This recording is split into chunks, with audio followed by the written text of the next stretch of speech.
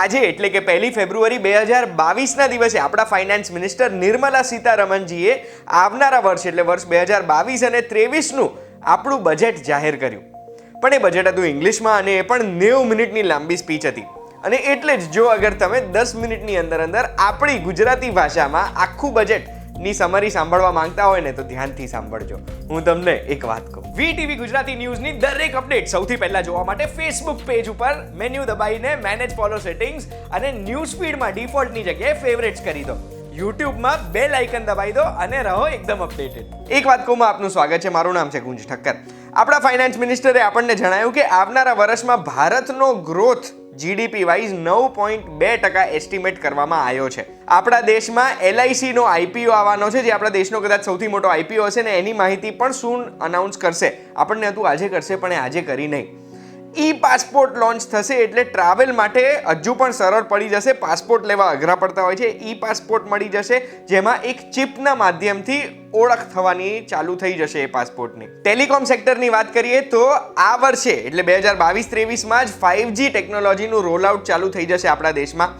2025 સુધી દેશના દરેક ગામડા સુધી ઓપ્ટિકલ ફાઇબર પહોંચી જશે, એટલે બ્રોડબેન્ડની ઇન્ટરનેટની સ્પીડ ત્યાં આગળ સ્ટેબલ રહેશે અને એ પણ ફાસ્ટર સ્પીડ મળશે. પછી આપણા દેશમાં ડિફેન્સનું મેન્યુફેક્ચરિંગને પ્રોત્સાહન આપવા માટે નિર્મલા સીતારમણજી એનાઉન્સ કર્યું કે જેટલું પણ આપણા દેશનું ડિફેન્સ બજેટ છે ને એનું 68% આપણા દેશની કંપનીઓને જ ફાળવવામાં આવશે, એમને જ પૈસા આટલા ચૂકવવામાં આવશે. પછી કોઈ પણ સ્ટાર્ટઅપ થઈ ગયું, કોઈ પણ પ્રાઇવેટ કંપની થઈ ગઈ, એ રિસર્ચ એન્ડ ડેવલપમેન્ટ એટલે R&D કરવા માંગે છે તો એ DRDOની સાથે ડિફેન્સના એમના પ્રોડક્ટ્સની R&D કરી શકશે.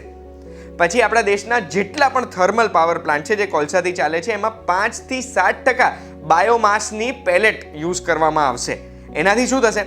ખેડૂતો સ્ટબલ બર્નિંગ ઓછું કરશે. સ્ટબલની એક આવકનો સોર્સ બની ગયો અને ખેડૂતોની આવક પણ વધી જશે. પછી બિઝનેસીસની વાત કરીએ, અગર કોઈ પણ બિઝનેસ છે એજન્ટને પૈસા ચૂકવતું હોય, કમિશન ચૂકવતું હોય તો એ કમિશન પણ ટેક્સેબલ હોય છે. હવે ટેક્સેબલ રાખવા માટે એની એક લિમિટ સેટ કરી છે કે જો આખા વર્ષમાં 20,000 રૂપિયાનું એજન્ટને પેમેન્ટ કરે છે કોઈ પણ બિઝનેસ તો પછી બિઝનેસે એનો ટેક્સ 20,000 ઉપરનો કાપવો પડશે. સરકારના પેમેન્ટ ટર્મ્સ પણ ચેન્જ થઈ રહ્યા છે. હવે કેન્દ્ર સરકાર જેટલું પ્રોક્યોરમેન્ટ કરે છે એના ચાલુ બિલ હશે એ પણ 10 દિવસની અંદર 75% પેમેન્ટ ક્લિયર કરી દેવામાં આવશે. આ એક ઓનલાઈન સિસ્ટમ ડેવલપ કરવામાં આવશે જેમાં જેટલા પણ સપ્લાયર્સ છે, જેટલા પણ લોકોએ ટેન્ડર માટે અપ્લાય કર્યું છે બધું ઓનલાઈન થઈ જશે અને ઓનલાઈન સિસ્ટમમાં બિલ પણ દરેક કંપની રેઝ કરી શકશે. પછી નેશનલ હાઈવેઝનું નેટવર્ક આ વર્ષની અંદર 25,000 કિલોમીટરથી વધારવામાં આવશે. રેલવેઝની વાત કરીએ તો રેલવેઝનું નેટવર્ક પણ 2,000 કિલોમીટર વધારવામાં આવશે અને 400 નવી વંદે ભારત નવી જનરેશનની ટ્રેન તૈયાર કરવામાં આવશે, લોન્ચ કરવામાં આવશે, ચાલુ કરવામાં આવશે આ વર્ષથી, જે નવી ટેકનોલોજીથી બની હોય, જેમાં નવા ફીચર્સ હશે અને જેમાં કેપેસિટી પણ વધારે હશે. આ ટ્રેન્સ એનર્જી એફિશિયન્ટ પણ હશે. પછી નેશનલ રોપવેઝ ડેવલપ કરવામાં આવશે ટુરિઝમ માટે અને કોઈ પણ હિલી એરિયા છે, માઉન્ટેનિયસ રિજિયન છે ત્યાં આગળ એક્સેસ સુધારવા માટે 8 એવા રોપવે પ્રોજેક્ટ આ વર્ષમાં ચાલુ કરવામાં આવશે. આપણા દેશમાં કેમિકલ ફ્રી ફાર્મિંગ એટલે કેમિકલ વાપર્યા વગરનું જે ખેતી કરવાની પદ્ધતિ છે ને એને પ્રોત્સાહન આપવામાં આવશે અને એટલે જ નદી ગંગા જે છે એ ગંગાની આજુબાજુનો 5 કિલોમીટરનો જે એરિયા છે એ એરિયાને કેમિકલ ફ્રી ખેતી ઝોન બનાવી દેવામાં આવશે. આપણા દેશની 5 મુખ્ય નદીઓને અંદર જોડવાની વાત કરી છે નિર્મલા સીતારમણજીએ. પછી આપણા દેશમાં સ્કિલ હજુ પણ વધારવા માટે દેશ ટેક ઈ પોર્ટલ લોન્ચ કરવાની વાત કરી, એમ જેમાં સ્કિલ થશે, રિસ્કિલ થશે, અપસ્કિલ કરવામાં આવશે. એટલે બેસિકલી એમાં કોર્સિસ હશે, જે કોર્સિસ લઈને આપણે આપણી સ્કિલ સુધારી શકીએ કે પછી નવી કોઈ સ્કિલ શીખી શકીએ છીએ. આ પોર્ટલ પરથી જોબ્સ પણ મેળવી શકાશે અને કોઈ પણ ઓન્ટરપ્રેન્યોર રોલ એટલે ઉપરના લેવલના મેનેજમેન્ટનો રોલ હશે ને એ રોલ પણ મેળવી શકાશે. પછી PM ઈ વિદ્યા હેઠળ 12 થી 200 ટીવી ચેનલ લોન્ચ કરવામાં આવશે, જેમાં પહેલા ધોરણથી 12મા ધોરણ સુધીના રિજનલ લેંગ્વેજમાં એટલે લોકલ લેંગ્વેજમાં ક્લાસીસ ટીવી ઉપર જ ચાલતા હશે. કારણ કે આ 2 વર્ષથી પેન્ડેમિકના લીધે બહુ જ બધા વિદ્યાર્થીઓનું બહુ જ બધું ભણવાનું બગડ્યું છે. પછી હર ઘર નલ સે જલ યોજના હેઠળ છેલ્લા 2 વર્ષમાં 5.5 કરોડ પરિવારોના સુધી નલથી જલ પહોંચ્યું છે. આ વર્ષે 60,000 કરોડ રૂપિયા ફાળવવામાં આવ્યા છે અને એક જ વર્ષનો ટાર્ગેટ 3.8 કરોડ ઘરોનો છે જેમાં નળથી જલ પહોંચાડવામાં આવે. પછી ઇન્કમ ટેક્સ લેબ આપણે જાણવા હોય, ઇન્કમ ટેક્સ લેબમાં કોઈ પણ જાતનો ચેન્જ નથી, જે જૂના હતા એ જ છે. 2020માં જે નવી રેજિમેન્ટ ચાલુ કરી હતી, નવી સિસ્ટમ ચાલુ કરી હતી, બસ એ જ લાગુ રહેશે. એટલે આપણે નવી સિસ્ટમ પ્રમાણે કે જૂની સિસ્ટમ પ્રમાણે જવું છે એ ઓપ્શન પણ આપણા માટે ચાલુ રહેશે. પછી ઇન્કમ ટેક્સ ભરવામાં, આપણી સેલેરી કેલ્ક્યુલેટ કરવામાં જો ભૂલ થઈ છે ને આપણે ઓછો વધતો ટેક્સ ભર્યો છે ને, તો હવે આઈટી રૂલ્સમાં ચેન્જ કરવામાં આવશે અને ઇન્કમ ટેક્સ રિટર્ન આપણે 2 વર્ષ સુધી અપડેટ કરી શકીશું. એટલે 2 વર્ષ સુધી આપણી પાસે સમય રહેશે કે જો કોઈ ઇન્કમ કે સેલેરી કે કશું પણ આપણે ગણવાનું બાકી રહી ગયું છે ને, તો એ ગણીને ઉપરનો જે ટેક્સ થતો હોય એ આપણે ભરી શકીએ છીએ. પછી ક્રિપ્ટોકરન્સી એટલે બિટકોઇન, ઇથેરિયમ જેવી જે ક્રિપ્ટોકરન્સી હોય છે એની પણ વાત કરી દીધી. આપણને હતું બેન કરશે, પણ બેન નથી કર્યું, એના ઉપર ટેક્સ લગાડી દીધો છે. ક્રિપ્ટોકરન્સી ઉપર કોઈ પણ જાતની આવક થાય છે તો 30% ટેક્સ ભરવો પડશે કોઈ પણ વ્યક્તિએ. આ 30% ટેક્સ છે એની સામે કોઈ પણ જાતના લોસીસ ઓફસેટ નહીં કરી શકે. ક્રિપ્ટોકરન્સીના ટ્રાન્ઝેક્શનમાં જો કોઈ પણ જાતના લોસીસ થાય છે તો એ લોસીસ બીજી ઇન્કમની સામે રાઇટ ઓફ બી નહીં કરી શકાય. ક્રિપ્ટોકરન્સીમાં આપણને જો કોઈ પણ ગિફ્ટ મળે છે કે પછી એરડ્રોપથી જે ફ્રી ક્રિપ્ટોકરન્સી મળતી હોય છે એ બધા ઉપર પણ આપણે 30% ટેક્સ ભરવો પડશે. ક્રિપ્ટોકરન્સી ટ્રાન્ઝેક્શન પ્રોપરલી રેકોર્ડ થાય એના માટે એના ઉપર 1% TDS પણ પ્રપોઝ કર્યો છે. એની ગાઈડલાઇન્સ આગળ થોડા સમયમાં આપણી પાસે આવશે.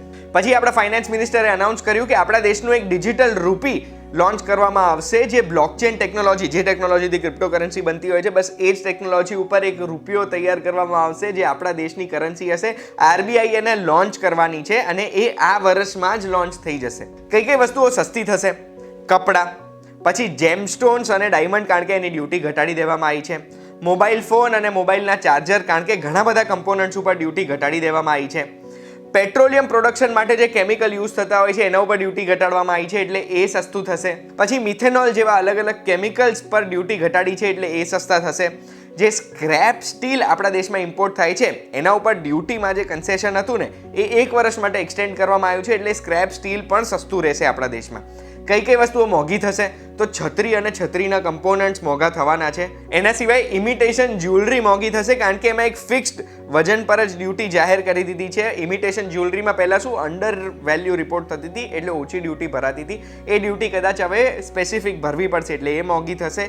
અને બધી જ ઇમ્પોર્ટેડ આઇટમ્સ આપણા દેશમાં હવે થોડી થોડી મોંઘી થવાની છે. પછી ગિફ્ટ સિટીમાં એક નવી યુનિવર્સિટી તૈયાર કરવામાં આવશે, જ્યાં બહારથી બધા કોલેજીસ અને યુનિવર્સિટીઝ પોતપોતાના સેન્ટર્સ ડેવલપ કરી શકશે, યુનિવર્સિટી ડેવલપ કરી શકશે, જે આપણા દેશના જેટલા બી ડોમેસ્ટિક રૂલ્સ છે એમાં પાલન નહીં કરવું પડે. એટલે બહારનું ભણવાનું આપણા ગિફ્ટ સિટીમાં આવી જશે. પછી જેટલા બી લેન્ડ પાર્સલ છે એના યુનિક નંબરથી આઈડેન્ટિફિકેશનની પ્રોસેસને પ્રોત્સાહન આપવાની વાત કરી છે, એટલે જેટલા બી લેન્ડ રેકોર્ડ છે એ ઓનલાઈન થઈ જશે. પછી NGDRS એટલે વન નેશન વન રજિસ્ટ્રેશન પ્રોસેસમાં પ્રોત્સાહન આપવાની વાત કરી છે, જેમાં જેટલા પણ ડોક્યુમેન્ટ્સ, ડીડ્સ, જેટલા બી કરાર છે એ બધાનું આપણે ઓનલાઈન રજિસ્ટ્રી કરાવી શકીએ છીએ. પછી પ્રધાનમંત્રી આવાસ યોજના હેઠળ 80 લાખ ઘર બનાવવાની વાત કરી છે આ વર્ષમાં, જેના માટે 48,000 કરોડ રૂપિયા ફાળવ્યા છે. આમાં અપ્રુવલની પ્રોસેસને ફાસ્ટ કરવાની પણ વાત કરી છે આપણા ફાઇનાન્સ મિનિસ્ટરે. પછી નોર્થ ઇસ્ટ માટે એક સ્કીમની વાત કરી છે, જેના માટે 1500 કરોડ ફાળવ્યા છે, જેનાથી નોર્થ ઇસ્ટના લોકોને કામકાજ કરવામાં હજુ પણ પ્રોત્સાહન મળી શકે. પછી આપણા દેશની જે નોર્ધન બોર્ડર છે એની નજીકના જે ગામડાઓ છે ને એ ગામડાઓને ડેવલપ કરવાની વાત કરી છે વાઇબ્રન્ટ વિલેજ પ્રોગ્રામના હેઠળ, જેમાં એ વિલેજમાં ઇન્ફ્રાસ્ટ્રક્ચર ડેવલપ કરવામાં આવશે, ડિસેન્ટ્રલાઇઝ્ડ રિન્યુએબલ એનર્જી ડેવલપ કરવામાં આવશે, એ ગામડાઓને ટુરિસ્ટ અટ્રેક્શન સ્પોટ તરીકે ડેવલપ કરવામાં આવશે. પછી હાઉસિંગ ડેવલપ કરવામાં આવશે, આવક વધારવાના સાધન ડેવલપ કરવામાં આવશે એ ગામડાઓના લોકોની માટે, અને ત્યાં આગળ દૂરદર્શન અને બીજી બધી જેટલી પણ કેન્દ્રની ટીવી ચેનલો છે એનું પણ પ્રસારણ ચાલુ કરવામાં આવશે. પછી આપણા દેશની જેટલી પણ પોસ્ટ ઓફિસ છે ને એ 100% પોસ્ટ ઓફિસને કોર બેન્કિંગ સિસ્ટમમાં ઇન્ક્લુડ કરવામાં આવશે, એટલે 1.5 લાખ પોસ્ટ ઓફિસ આમાં ઇન્ક્લુડ થઈ જશે, જે મોબાઈલ બેન્કિંગ, નેટ બેન્કિંગ અને ATMની સુવિધાઓ હવે આપી શકશે, અને એક પોસ્ટ ઓફિસથી બીજી પોસ્ટ ઓફિસમાં ટ્રાન્સફર હવે ઇઝી થઈ જશે આપણા માટે. પછી સરકારનું અનુમાન છે કે આવનારા 25 વર્ષમાં, એટલે આઝાદીના 100 વર્ષ પૂરા થાય ને ત્યાં સુધી આપણા દેશની આબાદીની 50% આબાદી શહેરોમાં એટલે અર્બન સિટીઝમાં રહેતી હશે. અને એટલે જ રાજ્યોને સપોર્ટ કરવામાં આવશે કે અર્બન ટાઉન પ્લાનિંગ પ્રોપર કરવામાં આવે અને ત્યાં આગળ માસ ટ્રાન્ઝિટ સિસ્ટમ એટલે પબ્લિક ટ્રાન્સપોર્ટ જે છે એની સુવિધાઓ સુધારવામાં આવે. અને એના માટે જ વર્ષ 2022-23માં 1 લાખ કરોડની ફાળવણી કરવામાં આવી છે, જે 1 લાખ કરોડ રાજ્યોને લોન તરીકે આપવામાં આવશે. આ ઇન્ટરેસ્ટ ફ્રી લોન હશે 50 વર્ષ માટે. પછી વોલન્ટરી કંપનીને વાઇન્ડ અપ કરવી હોય ને એના માટે જે 2 વર્ષનો વેઇટિંગ પીરિયડ હતો એ ઘટાડીને 6 મહિનાનો કરી દેવામાં આવ્યો છે. પછી એનર્જી ટ્રાન્ઝિશનની જે વાત હતી, રિન્યુએબલ એનર્જી ડેવલપ કરવાની વાત હતી, આપણા દેશનો ટાર્ગેટ છે 280 ગીગાવોટ સોલાર એનર્જી આપણા દેશે ઉત્પાદન કરવાનું છે. એના માટે 19,500 કરોડ રૂપિયા ફાળવવામાં આવ્યા છે, જેનાથી આપણા દેશમાં આ મોડ્યુલ તૈયાર થાય એના પ્રોડક્શન લિંક્ડ ઇન્સેન્ટિવ સ્કીમ હોય એ હેઠળ પણ ઘણા બધા મેન્યુફેક્ચરિંગ એકમોને પણ સપોર્ટ કરવામાં આવે. પછી એક્સપોર્ટને પ્રોત્સાહન આપવા માટે SEC એક્ટ જે હતો, સ્પેશિયલ ઇકોનોમિક ઝોન એક્ટ, એને પણ હટાઈને નવો એક એક્ટ તૈયાર કરવામાં આવશે. જેટલું પણ ગ્રીન ઇન્ફ્રાસ્ટ્રક્ચર ડેવલપ થઈ રહ્યું છે એના માટે પૈસા ભેગા કરવા માટે ગ્રીન સોવરેન બોન્ડ ઇસ્યુ કરવામાં આવશે. પછી કોઓપરેટિવ સોસાયટીઝનું ટેક્સ સરચાર્જ 18% ઘટાડીને 15% કરી દેવામાં આવ્યું છે. સ્ટાર્ટઅપ્સને પ્રોત્સાહન આપવા માટે જે ટેક્સ ફ્રી હોલિડે એમને આપવામાં આવી હતી એ 31 માર્ચ 2022 સુધીની જ હતી. એક વર્ષ વધારીને 31 માર્ચ 2023 સુધીનું જેટલા બી સ્ટાર્ટઅપ્સ રજીસ્ટર થાય છે ને એમને આ ટેક્સ હોલિડે મળી શકશે. પછી લોંગ ટર્મ કેપિટલ ગેઇન 15%ની લિમિટ સેટ કરી દેવામાં આવી છે. પછી આપણા દેશનું 2022-23નું estimated budget expenditure 39.45 lakh crore રૂપિયાનું એસ્ટિમેટ કરવામાં આવ્યું છે.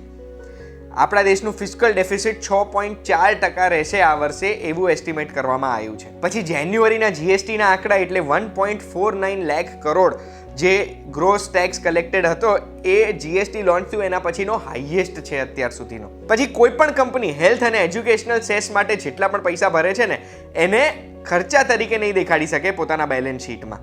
પછી કોઈ પણ જૂનો લોસ છે, કોઈ પણ વ્યક્તિ કેરી ફોરવર્ડ કરી રહ્યો છે પણ એમની જો કોઈ પણ જાતની અનડિસ્ક્લોઝડ ઇન્કમ પકડાઈ છે એટલે જેના ઉપર એને ટેક્સ નથી ભર્યું, તો એવા સંજોગોમાં એ ઇન્કમની સામે એ જૂનો લોસ એ નહીં બતાડી શકે. બસ આ હતી માહિતી આ વર્ષના બજેટની જે આપણા ફાઇનાન્સ મિનિસ્ટરે આપણને જણાવી. આ બધી માહિતી તમારા સુધી હું લાવ્યો છું. આ માહિતી તમને ગમી હોય, સરળતાથી આખું બજેટ તમે સમજી ગયા હોય તો મને કમેન્ટમાં જણાવો. અગર કોઈ પણ કન્ફ્યુઝન છે તો પણ મને કમેન્ટમાં જણાવો. આપણે એક વાત કહું, રોજે મળતા રહીશું. ધન્યવાદ.